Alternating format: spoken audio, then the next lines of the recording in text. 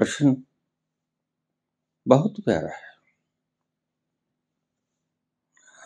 ऐसे ही प्रश्न पूछा करो, क्योंकि इन प्रश्नों का जवाब तुम्हारे नाम दान देने वाले, तुम्हारी राम कथा कहने वाले नहीं बता पाएंगे। मैं अज्ञान को काटता हूं जो तुम्हारे खुद की निर्मित है। ईश्वर ने तुम्हें कब कहा कि इल्यूजन पैदा करो, अपने आप को शरीर मानो, अपने आप को विचार मानो। सांसारिक व्यक्ति तो भीतर जाना जानता ही नहीं, इसलिए उसकी भाषा सदैव यकसा होगी, एक जैसे। लेकिन संत की भाषा में आप अक्सर ही भेद पाओगे।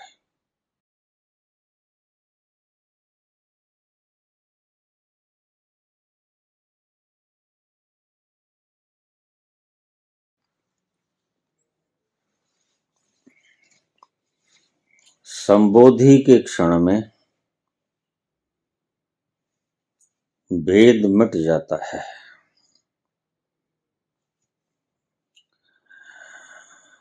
हर तरफ उस एक का नजारा देखने को मिलता है। अहम ब्रह्मस्म का उद्घोष करता है। परमहंस हो जाता है ऐसा व्यक्ति। बाबा, आपके शब्द बड़े मीठे, दिल की गहराइयों में तीर की तरह उतर जाते हैं। लेकिन एक बात फंसी रहती है जो पूर्णतया आपकी बातों को भीतर नहीं उतरने देती।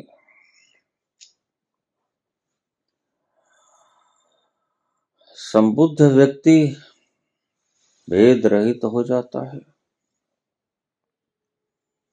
और आप संबुद्ध हो, प्रबुद्ध हो। आप सदा भेद की बातें क्यों करते हो?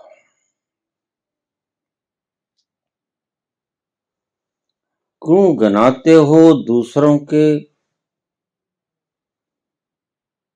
अवगुणों को? क्यों करते हो दूसरों की निंदा? अनिल चतुर्वेदी, हिसार।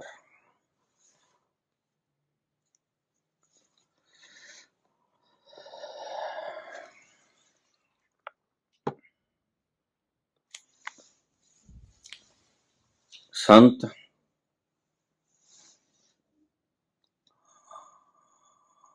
दो सृष्टियों को देखता है, जगत की सृष्टि और जगत नियंता परमात्मा की सृष्टि। प्रश्न बहुत प्यारा है। ऐसे ही प्रश्न पूछा करो, क्योंकि इन प्रश्नों का जवाब तुम्हारे नाम दान देने वाले, तुम्हारी राम कथा कहने वाले नहीं बता पाएंगे। यह तो वह बता पाएगा जिसने दोनों सृष्टियों को अनुभव किया है, देखा है। और आप मुझसे न पूछोगे तो फिर मेरे जाने के बाद जवाब बड़े अटपटे मिलेंगे और आप उलझ के रह जाओगे, क्योंकि जब सही जवाब नहीं मिला करते तो पल्ले उलझने ही तो रह जाती हैं।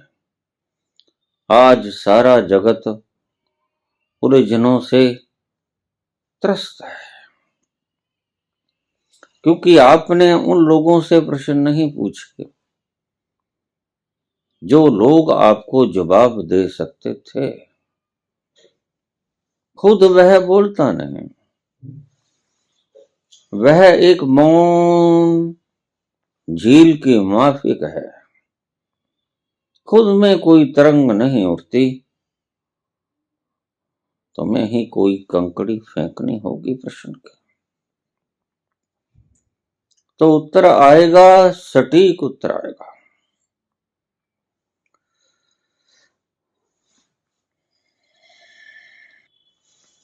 मैं मानता हूं सभी प्रश्नों के जवाब मैं दे नहीं पाऊंगा, आप पूछ नहीं पाओगे, लेकिन मेरे जाने के बाद आप जिनसे सवाल पूछोगे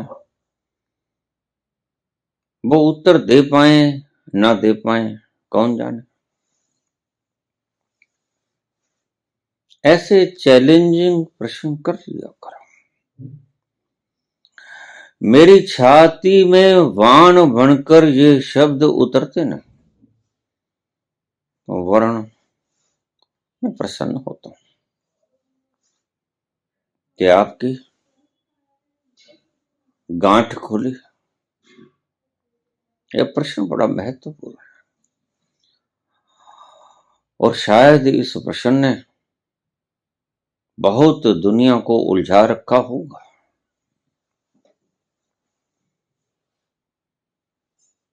अब इसका उत्तर सुनिए।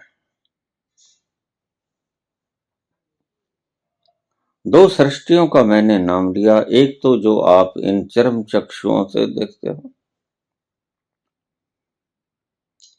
वह तो आप ही भेद करते हो, और एक वह जो इन चरम चक्षुओं से नहीं देखती, उस पार जाके देखती है जहां कोई भेद रहता नहीं, भेद की दीवारें ढह जाती हैं।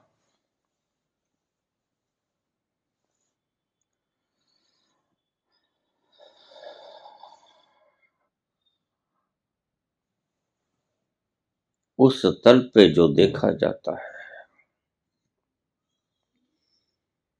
वह यह देखा जाता है कि उसके अतिरिक्त तो और कुछ है नहीं, और वह मैं ही हूं।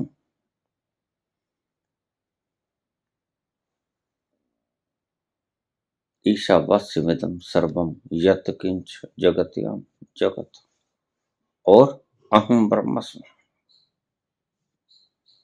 वह जगत के कण कण में व्याप्त है, और वह कण कण में व्याप्त जो है वो मैं हूं।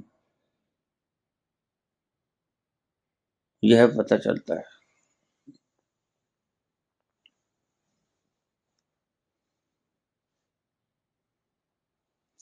आप कहते हो कि फिर जब भेद बुद्धि खत्म हो जाती है तो आप भेद क्यों करते हो? जब कोई उत्कृष्ट और निकृष्ट रह ही नहीं जाता तो आप किसे निकृष्ट और उत्कृष्ट कहते हो? ये बात गले से नीचे उतरती नहीं।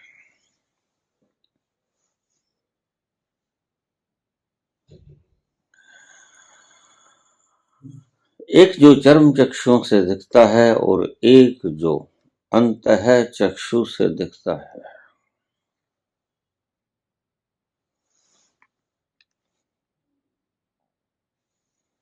ध्यान से समझना बात को।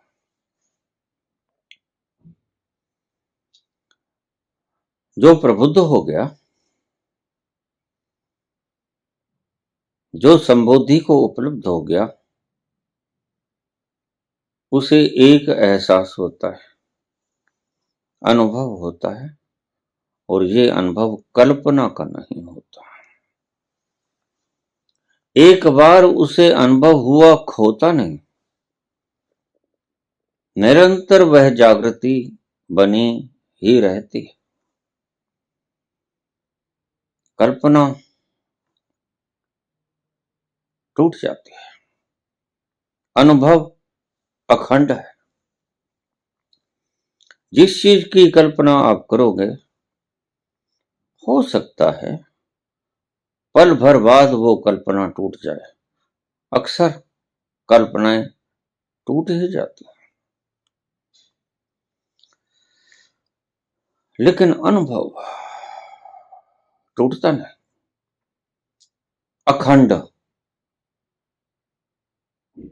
जो अखंड बना रहता है वह कल्पना नहीं, और जो अखंड नहीं रह पाती वह कल्पना है। अब इसका भेद आपने समझ लिया। जिसको देखने के पश्चात कल्पना नहीं बचती वो अनुभव, और जो अभी देखा नहीं जाता अखंड, तब तक व्यक्ति कल्पना में। गहरे प्रश्न, गहरे शब्द हैं, ध्यान से समझने की चेष्टा कीजिए।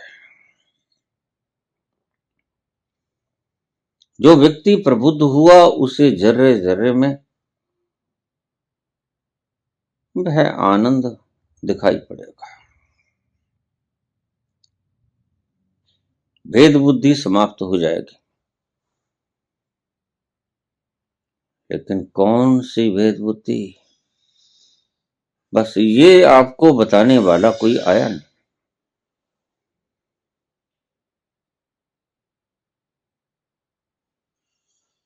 एक ईश्वरीय सृष्टि की भेद होती है और एक मानवकृत भेद होता है।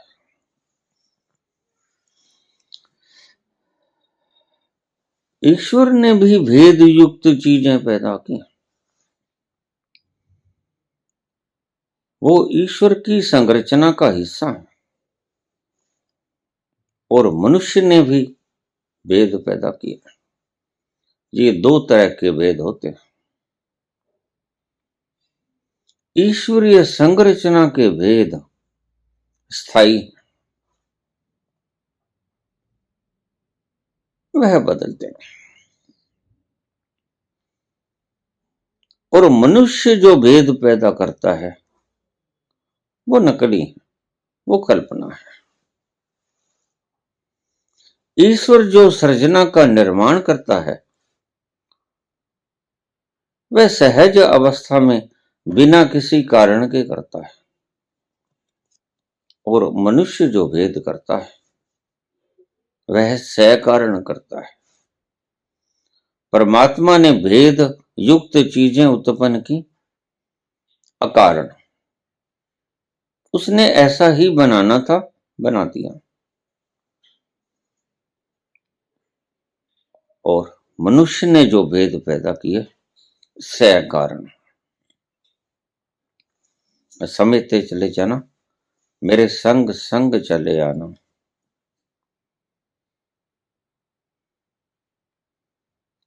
ईश्वर ने भेद युक्त चीजें पैदा की, स्वाद पैदा किए, मीठा, कड़वा, खट्टा, कसैला, नमकीन। ये स्वाद पैदा किए, ये ईश्वरीय भेद है। कोई चीज मीठी है, कोई खट्टी है, कोई कड़वी है, कोई नमकीन है। ये ईश्वरीय भेद है।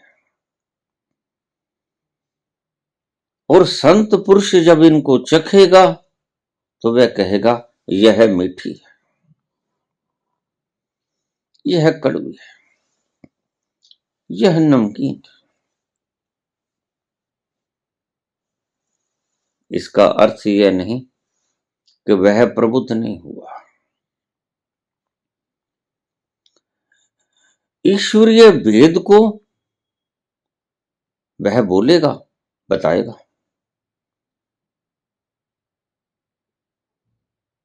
कुछ भेद ऐसे हैं जो मनुष्य ने बनाए हैं, और सही पूछो तो जो परमात्मा ने भेद बनाए हैं उससे कहीं ज्यादा आज मनुष्य ने भेद पैदा कर लिए हैं। ये मानव निर्मित है। ईश्वर ने भेद पैदा किया, आदमी बनाया, स्त्री बनाई, भेद हो गया। दोनों की शरीर की संरचनाएं बिल्कुल अलग अलग।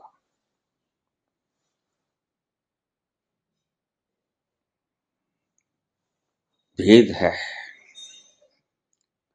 आदमी के शरीर के भीतर और स्त्री के शरीर के भीतर। कुछ ऑर्गन ऐसे हैं जो भेद युक्त हैं, खास तौर से रिप्रोडक्टिव सिस्टम।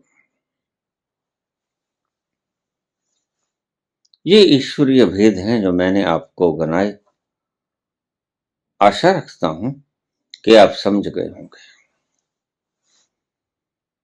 एक मनुष्य के द्वारा बनाए गए भेद भी हैं।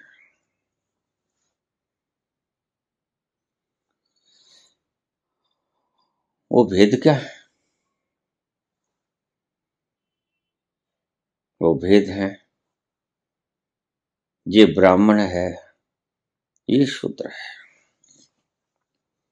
ये क्षत्रिय है, यह वैश्य है, यह काला है, यह गोरा है।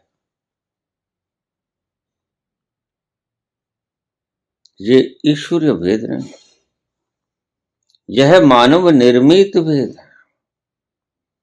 व्यक्ति तो वही है, काला है कि गोरा है। कि जिसे तुम ब्राह्मण कहते हो, कि जिसे तुम शूद्र कहते हो, क्षत्रिय कहते हो कि वैश्य कहते हो, ये मानव निर्मित भेद है।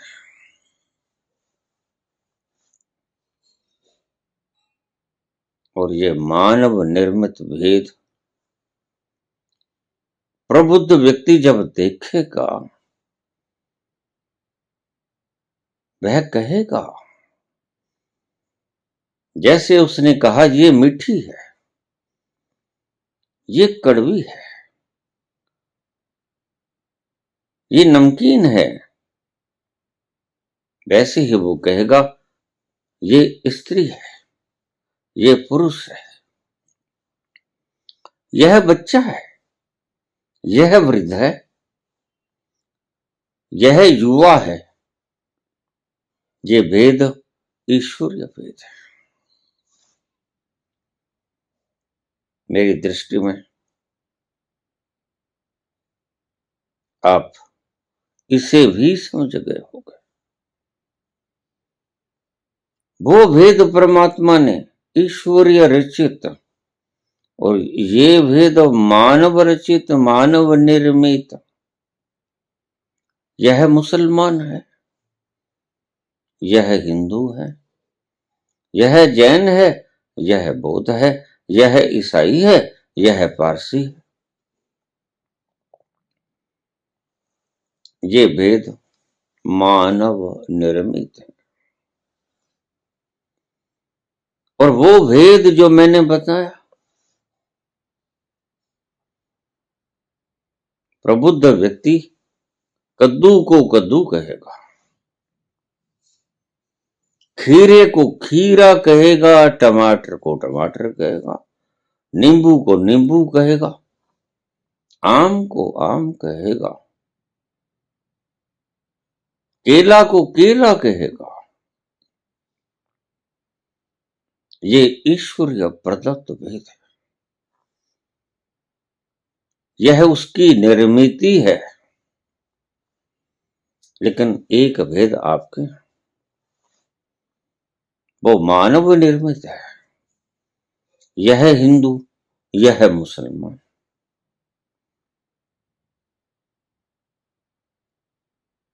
यह शूद्र, यह ब्राह्मण। इस प्रकार के भेद मानव निर्मित है। मेरी दृष्टि में आप समझ गए होंगे। और प्रबुद्ध व्यक्ति वह है जो इन भेदों को जानता हुआ ये जानता है,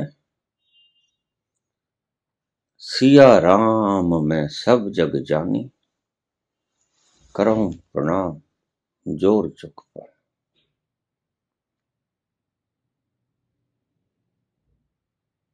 वो टमाटर को आलू नहीं कहेगा, आलू को कद्दू नहीं कहेगा,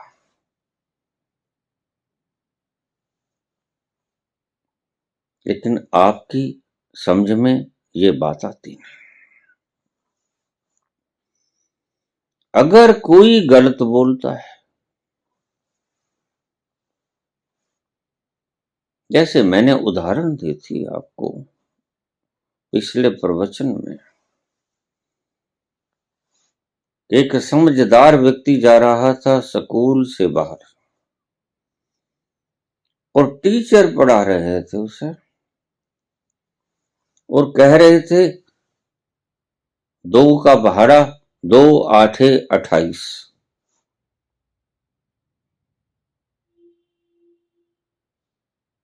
और 3 का पहाड़ा 3 9 12।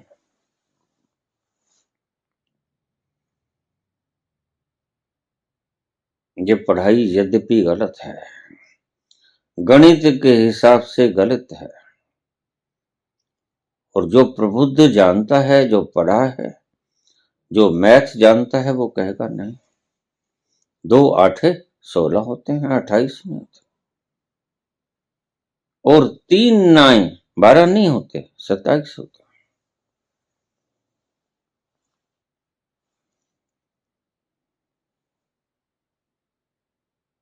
वह भेद करेगा, लेकिन इसका मतलब ये नहीं कि वह प्रबुद्ध नहीं। प्रबुद्ध होगा, लेकिन प्रबुद्ध पत्थर नहीं मारने लग जाएगा लोगों को। अगर ऐसा प्रबुद्ध व्यक्ति करने लग जाए तो उसे पागल खाने में जमा करा देना। प्रबुद्ध व्यक्ति विराट क्षमता रखेगा, वह पागल नहीं होगा, वह काट करेगा, जो गलत है उसकी काट करेगा, और वह एफर्म करेगा, जो ठीक है उसे कहेगा ये ठीक है। तुम ये भेद कर नहीं पाते, और समझाने वाला तुम्हें कोई है ना। जो व्यक्ति प्रबुद्ध हो गया, वह बाकी सब्जेक्ट्स की चीजों को नकार नहीं देगा, वह भी हर चीज को सब्जेक्ट वाइज आपको समझा सकता है, लेकिन वो ये नहीं कहेगा कि 3 9 12 और 2 8 28 नहीं कहेगा। और आप अपेक्षा भी मत करना।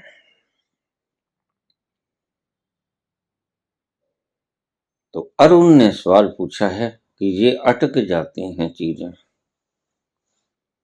जब आप किसी प्रवचनकर्ता को उल्लू कह देते हो, बुद्धू कह देते हो, डांट देते हो, डपट कर देते हो, जचती नहीं बात।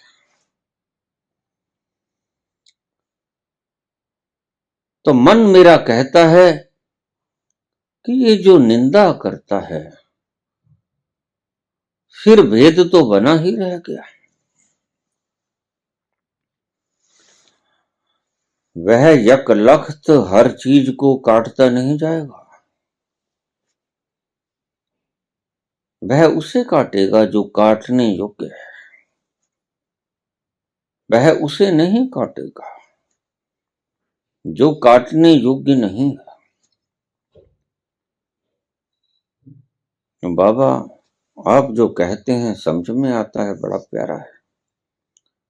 गुत्थियों को खोलता है, गांठों को खोलता है, हम हल्के होते हैं, आजाद होते हैं। लेकिन एक बात अटक जाती है कि फिर आप ये निंदा, अगर भेद खत्म हो गया है तो फिर आप इसकी निंदा क्यों करते हो? इसको गलत क्यों कहते हो? गलत को गलत कहना पड़ेगा। मैं तो 3 9 12 नहीं कह सकता,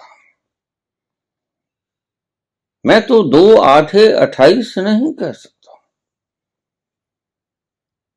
वह विषय की बात है, सब्जेक्ट की बात है, मैथमेटिकल कैलकुलेशन है। How I can deny that? तुमसे मैं कैसे सहमत हो जाऊं जो कहेगा 3 9 12 और 2 8 28 नहीं?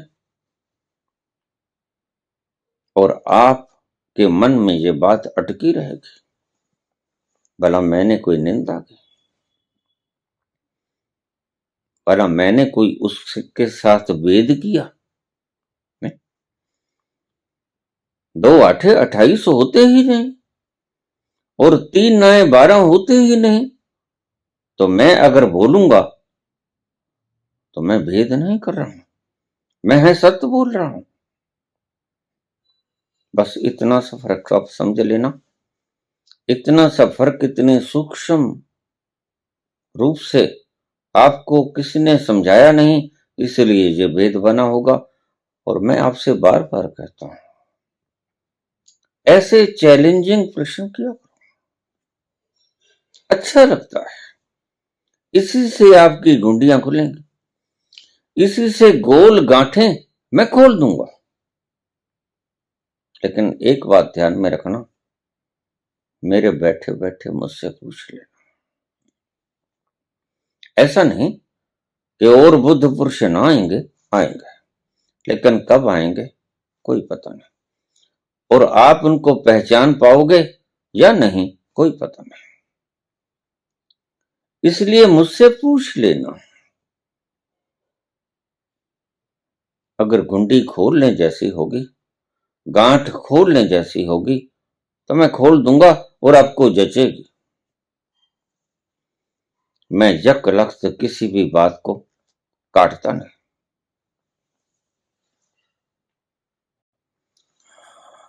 हुस्न को शर्मशार करना ही, हुस्न को शर्मशार करना ही इश्क का इंतकाम होता है। ये काम मैं नहीं करता। इश्क का इंतकाम होगा, हुस्न को शर्मशार करना, लेकिन मैं तो इश्क को, हुस्न को अपनी अपनी तरजीह दूंगा। मैं तलवार की तरह काटता ही नहीं चला जाऊंगा और सुई की तरह सिलता ही नहीं चला जाऊंगा। ये बात ध्यान में रखना। दर्शन हुआ सत्य का, दर्शन हुआ उस विराट का, लेकिन इसका मतलब ये नहीं कि मैं सेब को कद्दू कहना शुरू कर दूं और कद्दू को टमाटर बोलना शुरू कर दूं। तो फिर अगर मैं ऐसा कर दूं तो आप मुझे पागल खाने में जमा करवाना। हाँ, प्रबुद्ध व्यक्ति ऐसा करता भी नहीं। प्रबुद्ध व्यक्ति कहेगा, उसके पीछे उसका अनुभव होगा। हाँ, ये बात अलग है, बहुत सी बातें कहने में आती नहीं। उसको तो कहना चाहेंगे, कह नहीं पाएंगे। ये विडंबना है और ये मजबूरी है, बड़ी भारी मजबूरी है।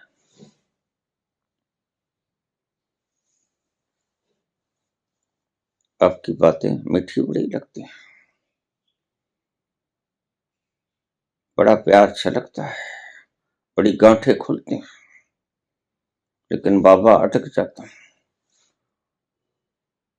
बाबा खुद ही अपने मुख से कहते हैं, वहां जाके सब भेद समाप्त हो जाते हैं, फिर ये भेद रह क्यों गए?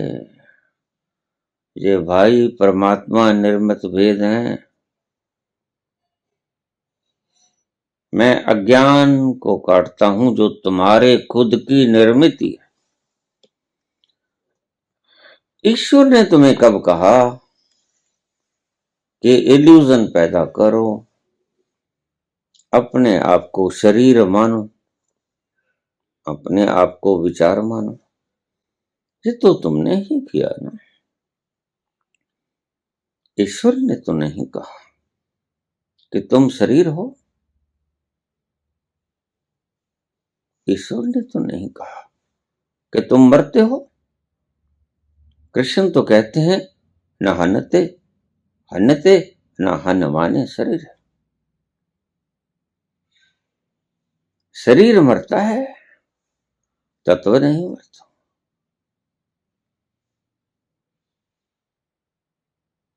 सत्य को सत्य कहना आपकी दृष्टि में आपके संतों के समझाए हुए व्याख्यानों से उलट पड़े ना पड़े, मुझे इससे कुछ लेना देना। मैं कद्दू को कद्दू ही कहूंगा, मैं मूर्ख को मूर्ख ही कहूंगा।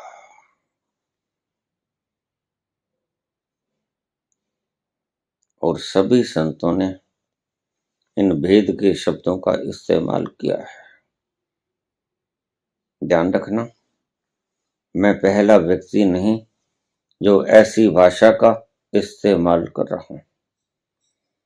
कबीर ने कहा, सबे सियाने एक मत, मूर्ख अपनो अपने। बाबा नानक ने कहा, कितने चोर हराम खोर।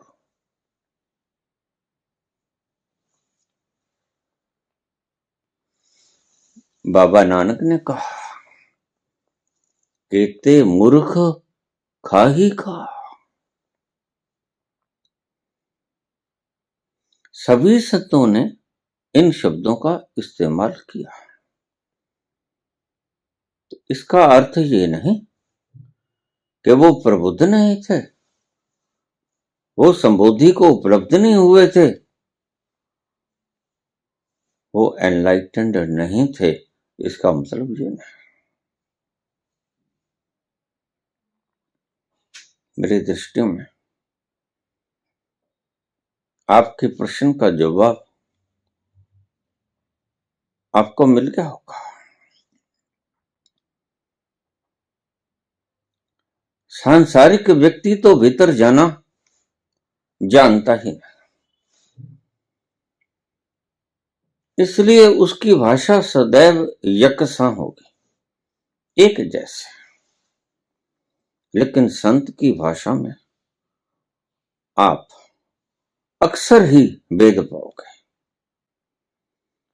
क्योंकि वो दो तलों से बोलता है, और अगर सही बोलूं तो वह अनेक तलों से बोलता है। थोड़ा सा खिसक लिया एक सूत भर, शब्द बदल जाएगा। एक सूत भर और खिसक लिया अपने भीतर, शब्द और बदल जाएंगे, और बदलते बदलते बदलते जब वो उस तत्व के पास चला जाएगा तो शब्द बिल्कुल ही बदल जाएंगे। बाहर वो बोलेगा कि मैं, और उस मैं का अर्थ कुछ और होगा, और उस तत्व के पास भी जाकर वो बोलेगा मैं। और उस मैं का अर्थ कुछ और होगा। तो कुछ संत बहुत ऊपरी तलों से बोलते हैं, इसका अर्थ ये नहीं कि वो प्रबुद्ध नहीं, प्रबुद्ध हैं, लेकिन वो ऐसी भाषा इस्तेमाल करेंगे जिस भाषा को आप समझ सको। अक्सर बुद्धि के करीब की भाषा आप सहजता से समझ जाते हो, तो वह बुद्धि की सहजता से आपको समझाएगा ताकि आप समझ सको। उसका बोलना आपको प्रभावित करने के लिए नहीं होता, यह बात समझ लेना।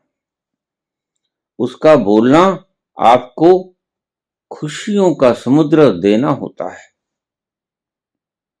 उसका लक्ष्य है कि मैं सुखी हो गया, तुम कैसे सुखी हो जाओ, और मैं जैसे सुखी हो गया वैसे ही तुम सुखी होगे। तो वह तरकीब भी बताएगा। वह दोनों तलों का जानकार है, उसने दोनों स्वादों को चखा है। संसार का स्वाद भी चखा है और उस अज्ञात का, अज्ञेय का स्वाद भी उसने चखा है। तो वह कभी ऊपरी तलों से बोलेगा और कभी बिल्कुल आखिरी तलों से बोलेगा, बिल्कुल परमात्मा के बिल्कुल करीब, जहां तक वाणी प्रस्फुटित हो सकती है। और इन दोनों शब्दों में बड़ा भेद होगा। नानक थोड़े ऊंचे तल से बोलते हैं, करुणावश, करुणावश बोलते हैं। नानक कहते हैं, ठाकुर तुम शरणाई आयो। तुम समझोगे शायद नानक और ठाकुर में फर्क है, नहीं, नानक तुम्हें समझाना चाहते हैं, बस इतनी सी बात है। उतर गयो मेरे मन का संशय, जब तेरा दर्शन पायो, ठाकुर तुम शरणाई आयो। आपको सोचने में, सुनने में लगेगा कि नानक और ठाकुर अलग अलग है। यहीं आप गलती खा जाओगे। नानक ने भाषा इस्तेमाल की सरल, आपसे मुखातिब है नानक, इसलिए वही भाषा का इस्तेमाल करेगा जिसे आप भली भांति पचा सकते हो।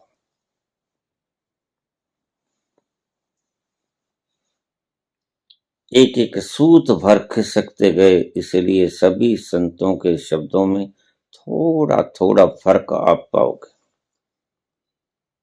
क्यों?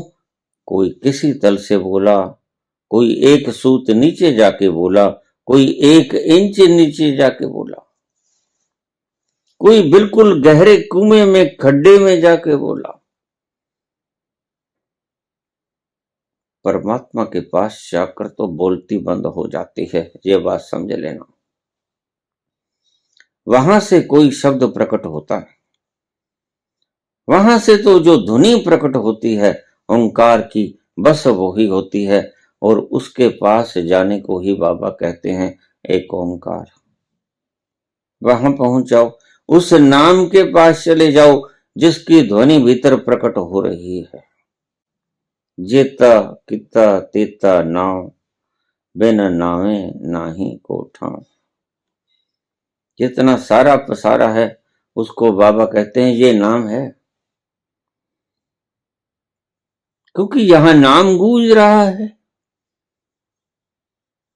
सृजना के प्रत्येक कण में उसका नाम गूंज रहा है।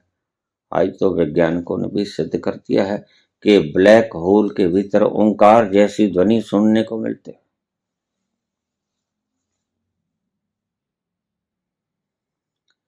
और आप इस नाम से चिपटे पड़े हो, तो इस मूर्खता को उखाड़ना होगा। और हम जब चेष्टा करते हैं इन मूर्खताओं को उखाड़ने की, तो आप गुस्से में आ जाते हो, आप क्रोध कर जाते हो, बिना ये जाने कि इसका निजी प्रयोजन क्या है। इसको निजी मतलब क्या है? बस मतलब इतना सा है कि दुखी देखकर तुम्हें रहा नहीं जाता। नानक किसी को भूखा देख नहीं पाते और ये भी नहीं समझते देखते कि किसी का संदूक भरा हो और कोई भूखा मरे, इसलिए वो एक मिसाल कायम करते हैं। व्यापार के लिए जो पिताश्री 20 रुपए देते हैं, भूखे साधुओं को खिला देते हैं। एक मूक संदेश दे गए और पिता ने कहा, मैंने तो तुम्हें कहा था सस्ता सौदा करके आना, सच्चा सौदा करके आना। तुमने ये क्या किया नानक? और नानक बोले, पिताश्री मैं सच्चा सौदा ही करके आया, सस्ता सौदा ही करके आया हूं, इससे ज्यादा सच्चा सौदा और होगा क्या?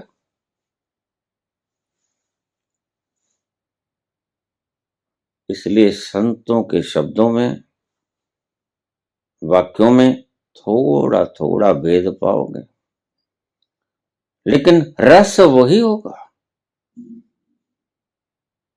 बस जो कबीर कहते हैं, सब सियाने एक मत, यानी सभी के शब्द उस रस में सन कर आते हैं।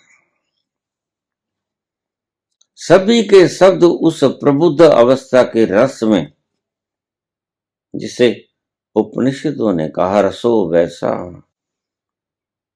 सभी संतों के शब्द उस रस में भीग कर आते हैं। और सभी संतों के शब्द अलग अलग तरह से आते हैं। जरा सा भी फर्क पड़ गया हो, फर्क होता है, थोड़ा सा फर्क हो आपको पता न चलेगा, लेकिन फर्क होता है।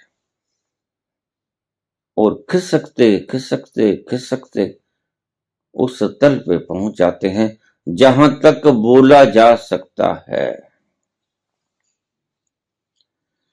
और फिर संत का आखिरी मरहला, जहां से कृष्ण बोले।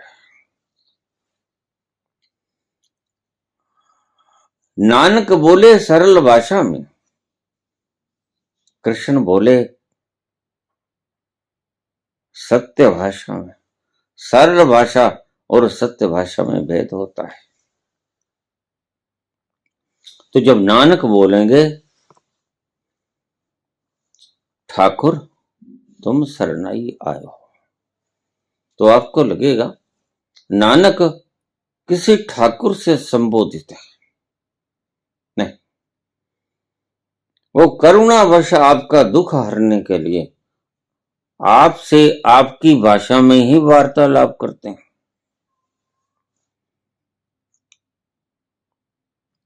यह सरल भाषा है, लेकिन कृष्ण सरल भाषा का इस्तेमाल नहीं करते। कृष्ण भाषा सत्य का इस्तेमाल करते हैं, जहां तक सत्य बोला जा सकता है कृष्ण उस भाषा का इस्तेमाल करते हैं। और आपको दोनों में बड़ा भेद दिखाई पड़ेगा। कृष्ण के लिए ठाकुर कोई दूसरा है ही नहीं। कृष्ण उस तल के करीब है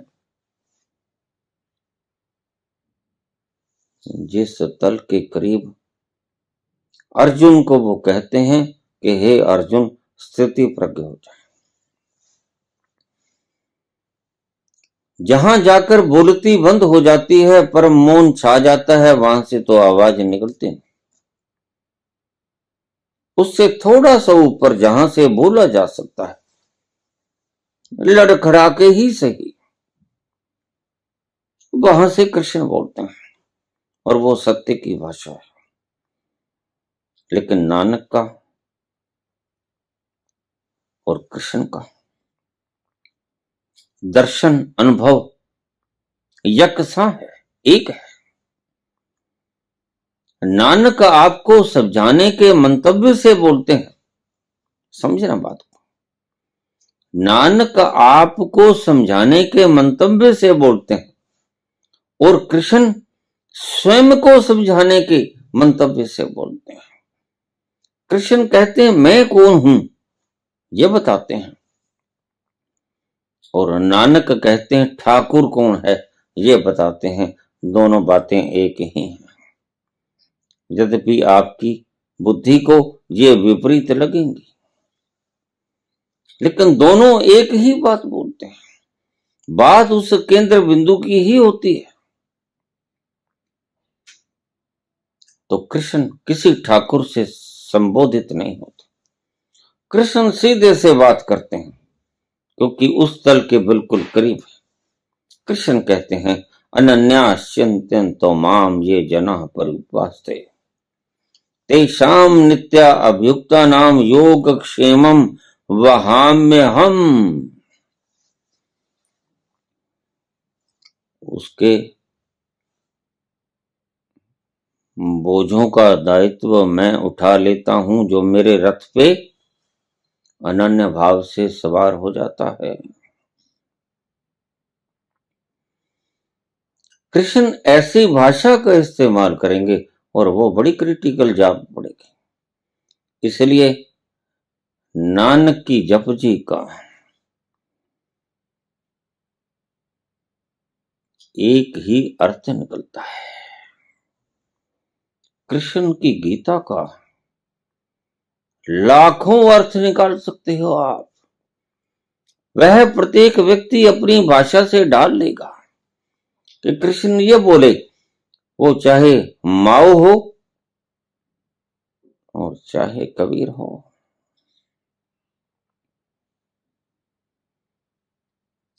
उसका इस्तेमाल प्रत्येक व्यक्ति कर सकता है। गीता ऐसा ग्रंथ है क्योंकि उस तल से बोला गया जो सत्य के बिल्कुल लवे पड़ता है, करीब पड़ता है।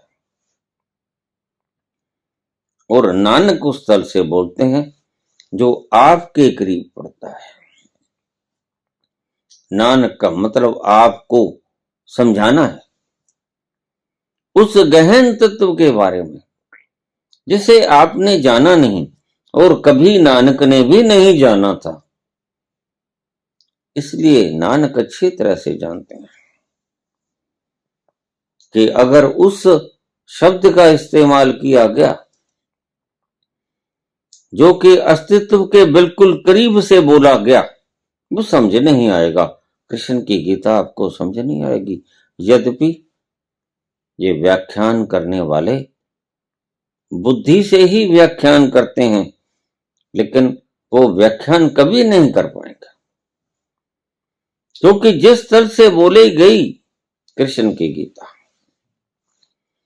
उसी तल पर जाना होगा। फिर आपको पता चलेगा कि वास्तव में कृष्ण कह क्या रहे हैं। सर्वधर्मान् परित्यज्य मामेकं शरणं व्रज अहम त्वां सर्वपापेभ्यो मोक्षयिष्यामि मा शुचः। आयाम बदल दिया गया, लेकिन तुम्हारी बुद्धि के लिए याद रखना दोनों का आयाम एक।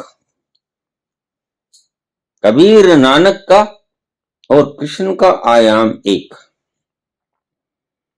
बोलने के तल जुदा जुदा आपको लगेंगे, बोलने के तल विपरीत नहीं। बस कोई थोड़ा ऊपर खिसक के बोल गया, कोई थोड़ा नीचे खिसक के बोल गया, लेकिन बोला उसी तत्व के बारे में। इसे आप भेद नहीं कह सकते, ये भेद है भी नहीं। यह सिर्फ सरल और सत्य का प्रकटावा है। संत की पुकार है कि आपके भीतर ये शब्द उतर जाएं और आप भी उन खुशियों को मान सको, क्योंकि सारी दुनिया दुखी है और सारी दुनिया वस्तुतः है तो आनंद की तलाश में है।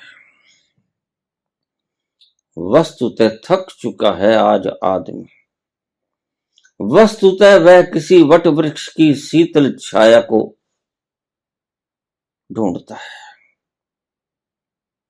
मिलती नहीं, अलग अलग आयामों में दरवाजों को खटखटाता है। लगता है मिल गया, लेकिन पाता है नहीं मिला। ये दरवाजे धन का दरवाजा, पदवी का दरवाजा, मान सम्मान का दरवाजा, सुंदर शरीर का दरवाजा, ये सब अलग अलग दरवाजे हैं। कोई हाल मस्त, कोई चाल मस्त, कोई माल मस्त, लेकिन तुम चाहते तो मस्त ही हो। तुम्हारी अंदरूनी ख्वाहिश तो एक ही है, कैसे मैं अलमस्त हो जाऊं। इसलिए ही तो फकीर आपको इतना अट्रैक्ट करते हैं, उनकी मस्ती आपको खींच लेती है। आप सब कुछ फिदा करने को राजी हो जाते हैं, उनकी मस्ती ही कुछ ऐसे है।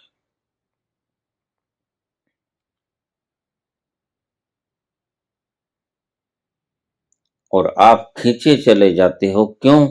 क्योंकि आपकी इच्छा भी उस मस्ती को प्राप्त करने की है। आपकी भी इच्छा उस तीर्थ में स्नान करने की है। आपकी इच्छा भी शांत होने की है। आपकी भीतरी ख्वाहिश तो सुखी होने की है। आपकी भीतरी ख्वाहिश तो उस मस्ती को पीने की है। वो मस्ती नहीं मिल पाती तो आप अल्टरनेट के तौर पर शाम को ठेके से शराब ले आते हो, लेकिन वो सुबह उतर जाती है। इच्छा आपकी भी यही है। कहीं भटक लो, कुछ कर लो, कुछ लोगों से सीख लो, कुछ लोगों को सिखा दो, लेकिन मस्ती तुम्हारे पास जब तक आएगी नहीं, तब तक तुमने वो भीतरी तत्व पाया नहीं। उस भीतरी तत्व को पाओगे तो भेद मिटेगा, और भेद मिटेगा, आपका भेद मिटेगा। ध्यान रखना, आपके भेद को मिटने के बाद आप दूसरों का भेद मिटाने में समर्थ हो पाते हो।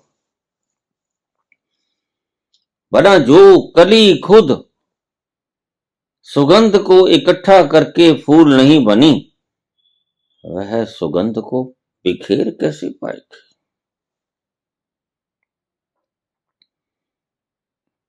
लेकिन आप नकली नकली बना रहना चाहते हो और असली असली खुशबू को दिखाना चाहते हो कि मैं फूल हूं, खुशबूदार फूल हूं। नहीं, तुम बाजार से खरीदे हुए प्लास्टिक के फूल हो। और धोखा किसे दे रहे हो? फूल अगर खुशबू को पैदा नहीं कर पाता तो धोखा किसे दे रहा है? खुद को। तुम अगर मस्त नहीं हुए तो धोखा किसे दिया? तुम अगर रात को सो नहीं पाए तो बेचैन कौन रहा? तुम अगर व्यर्थ की चिंताओं में उलझे उलझे जीवन को व्यतीत कर देते हो तो तुमने ठगा किसको? खुद को। तुम खुद को ही ठग सकते हो, तुम खुद को ही धोखा दे सकते हो। दूसरे को धोखा देने का यहां कोई तरीका नहीं।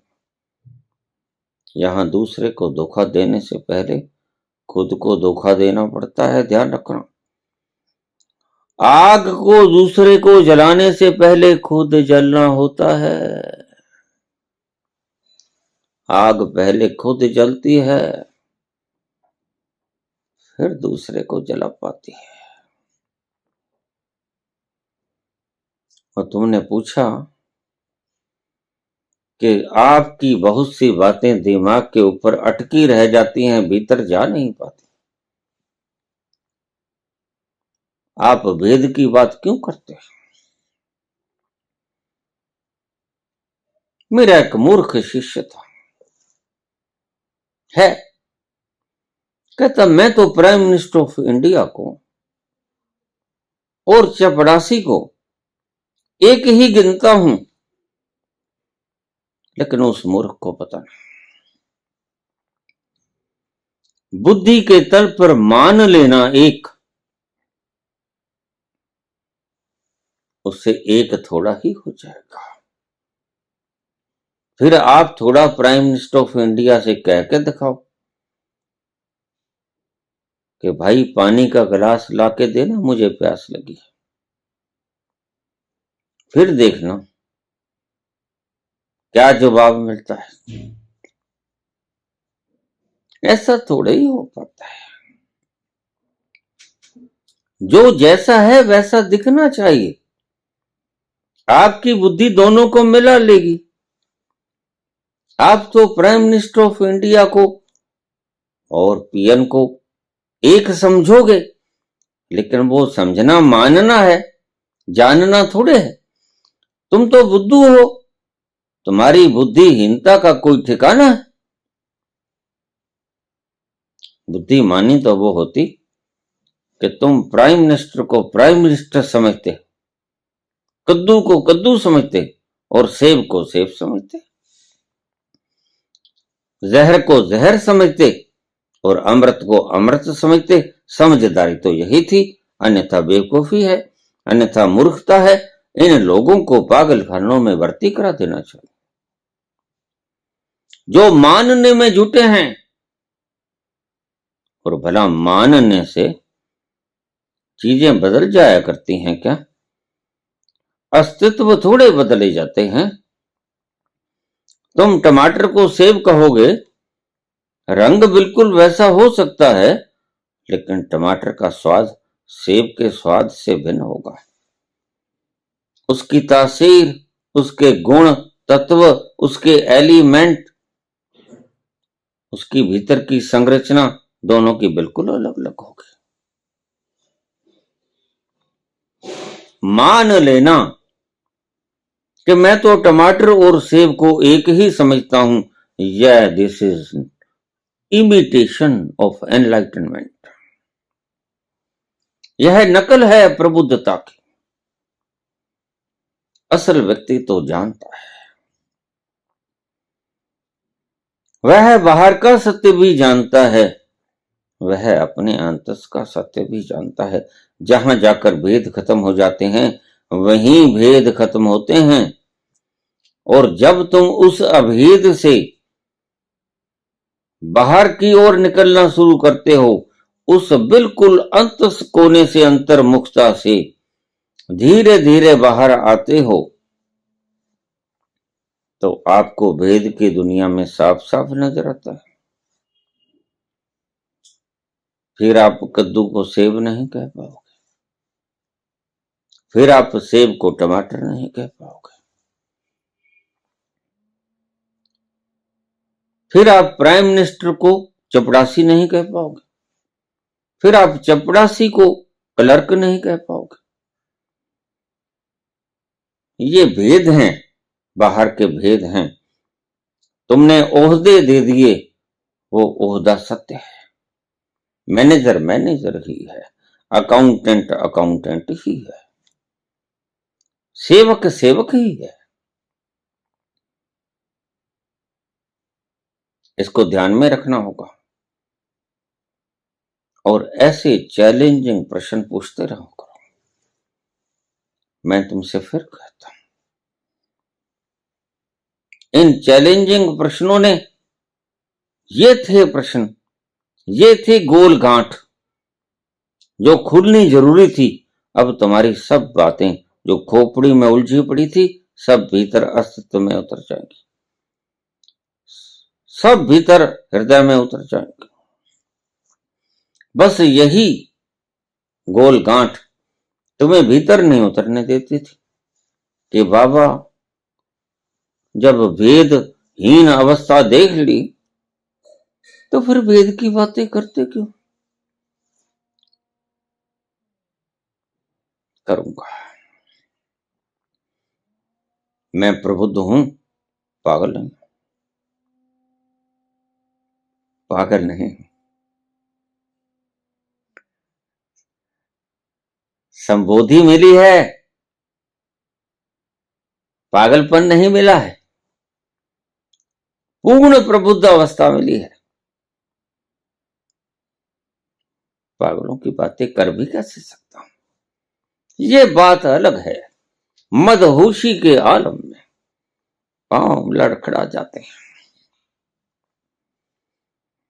रखता हूं उधर पर रखा जाता है इधर, क्या करूं? यह मेरा कसूर नहीं, ये कसूर तो उस प्याले के भीतर के मैं का है जिसको मैंने गटक लिया है। लेकिन ध्यान रखना, मैं मूर्छित नहीं, मदहोश हूं, लेकिन मूर्छित नहीं हूं, बेहोश नहीं हूं, मदहोश हूं, मैं सुरूर में हूं। यारो मुझको माफ कर, मैं नशे में हूं। धन्यवाद।